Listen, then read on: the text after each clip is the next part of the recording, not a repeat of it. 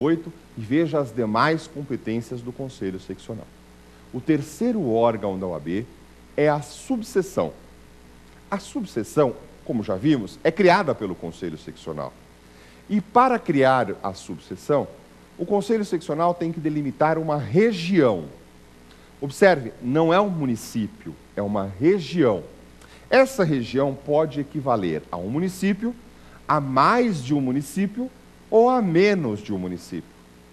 Portanto, se cair na sua prova que subseção é sempre um município, tome cuidado.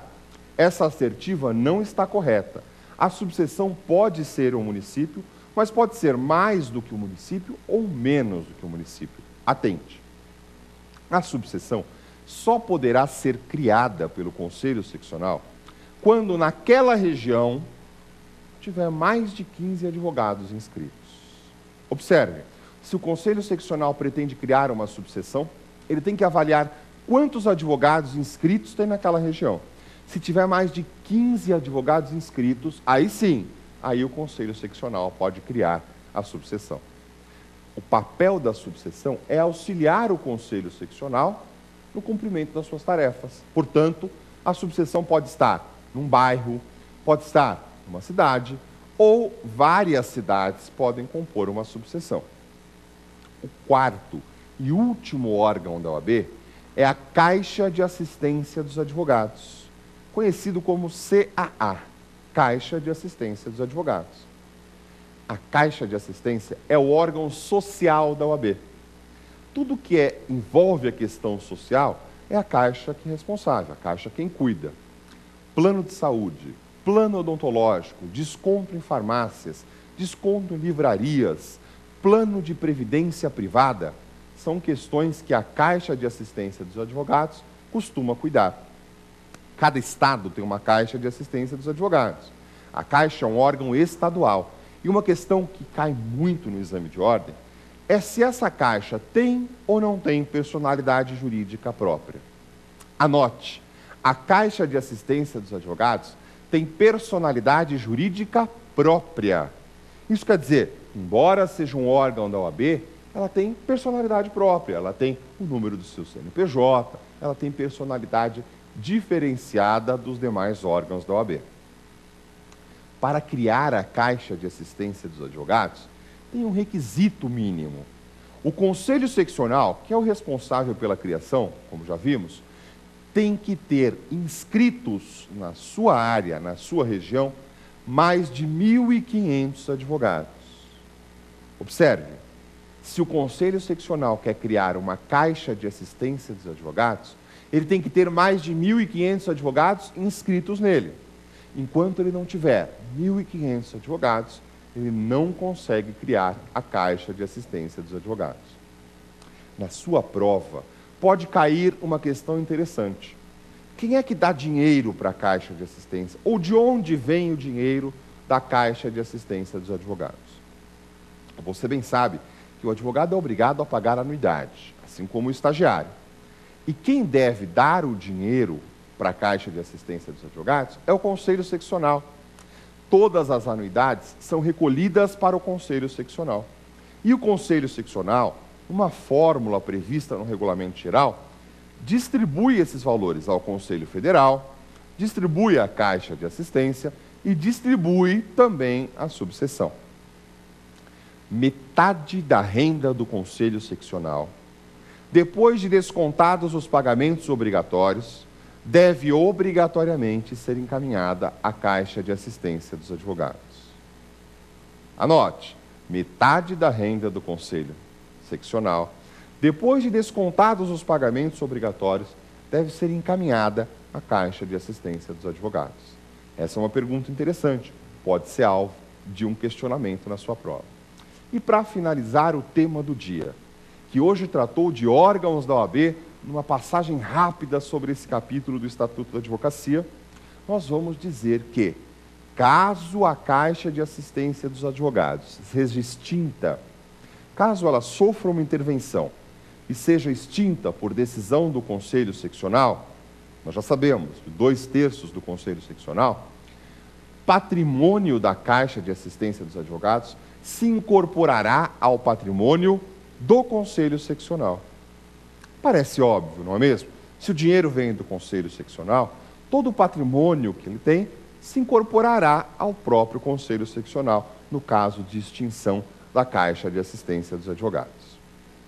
Muito bem, fizemos um rápido resumo do capítulo Órgãos da OAB, que pode ser complementado com a leitura dos artigos 51 a 62 do Estatuto da Advocacia, além, obviamente, de verificar os detalhes do Regulamento Geral.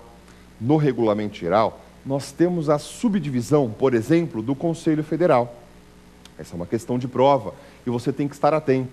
O Conselho Federal se subdivide em 5 órgãos e você tem que observar as regras do Regulamento Geral para a subdivisão do Conselho Federal. Órgão especial, pleno do Conselho Federal, primeira, segunda e terceira câmaras, presidência e diretoria.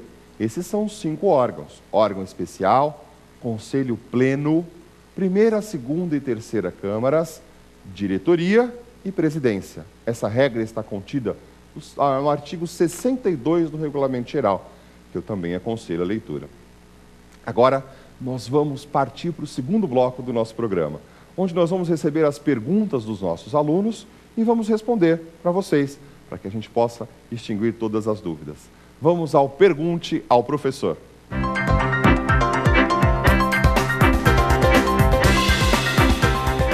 E no quadro Pergunte ao Professor, você manda a sua pergunta e a gente vai responder. Se você tiver alguma dúvida sobre algum dos temas que foram tratados, pode encaminhar. O e-mail é provafinal@lfg.com.br. provafinal@lfg.com.br. Vamos lá? Vamos receber a nossa primeira pergunta? Pode rodar. Professor, alguns membros da OAB recebem salários ou honorários pelos serviços prestados? Muito legal essa pergunta. Se algum membro da OAB tem algum tipo de remuneração, vale a pena lhe informar que os membros da OAB são eleitos. O processo de eleição funciona da seguinte forma: é uma chapa no Conselho Seccional e aí você, advogado, vai votar. O voto do advogado é obrigatório. Se você não votar, você está sujeito a uma multa de 20% do valor da anuidade, salvo se você justificar. A pergunta do nosso aluno é: e esse pessoal que foi eleito recebe algum tipo de salário ou remuneração? Não. Nenhum dos eleitos na OAB são remunerados.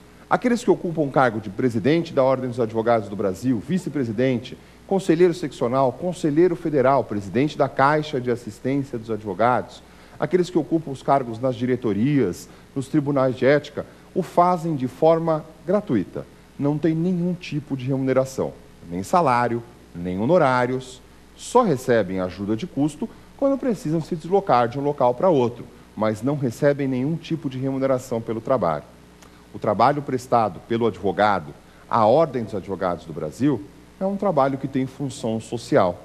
Ele servirá para fins de aposentadoria, mas não tem remuneração nenhuma.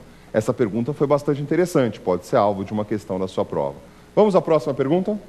Estagiários podem votar nas eleições da OAB? Muito legal. Nós acabamos de falar do voto do advogado, mas e o voto do estagiário? Advogado é obrigado a votar. Se não votar, pode ser multado, está sujeito a multa de 20% do valor da anuidade. Mas só podem votar os advogados que estão em dia com as anuidades. Advogado inadimplente não pode votar. Ele está proibido de realizar o exercício do voto. E estagiário também não pode votar. O voto é exclusivo para advogados e só para os advogados que estão em dia com as anuidades da OAB. Portanto, os estagiários não têm obrigação de votar e também não podem exercer esse direito. Próxima pergunta, vamos lá? De quanto tempo é o mandato dos membros da OAB? Legal. A eleição costuma ocorrer na segunda quinzena do mês de novembro do último ano do mandato anterior. Por que eu disse costuma ocorrer? Porque o Estatuto não fixou a data correta da eleição. Fixou o período em que ela deve ocorrer. Cada conselho seccional poderá fixar a data da sua eleição, desde que seja na segunda quinzena do mês de novembro do último ano do mandato anterior. Eleitos, os candidatos, agora não mais candidatos, já membros da OAB, ficarão no poder por 3 anos.